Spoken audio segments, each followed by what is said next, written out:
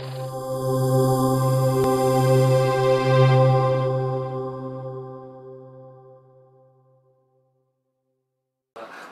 to iMemoryBox. My name is Dan, and over the next few months we're going to show you more about how we work here at iMemoryBox. Now, you might notice we are in what looks like a very old studio. In factuality, we're actually in the loft. But we will show you more of the facilities here at iMemoryBox over the next coming months. But I wanted to start with an important subject, because a lot of people have these Cine Film and old films that are made in probably the 80s right back to the early 19th century, so from the 1919 up to about the later 1980s. A lot of people used to capture film on either standard 8 or whether it be Super 8 or whether it be 9.5mm. In fact, 9.5mm dates right back to the early 19th century. Some of us also used to use 16mm, which you can tell 16mm quite clearly by the holes on either side of the film. It measures 16mm in width and has holes either side. But also there's a different type of 16mm which is similar to this one just here, and that one just has the holes on one side. The other side is generally used for what's called the audio track or the sound track.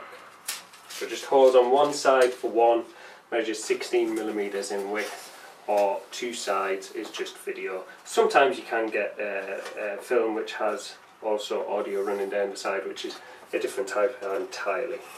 This one is 9.5mm. You can tell this is quite distinguishing by the centre hole sprockets. So there's only holes just down the middle of the film with this one. That's really old stuff. It's really interesting to transfer stuff like that as well, because that dates back, like I say, to the early 19th century, so a lot of that is like old cars and really old people with funny moustaches and monocles.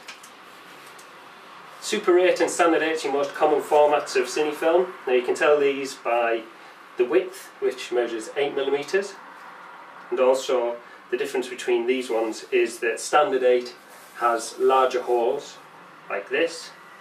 They always go down one side, and Super 8 has smaller holes like this as well. It doesn't really matter either way which one you've got. We do transfer both in exactly the same method using HD telecine machines.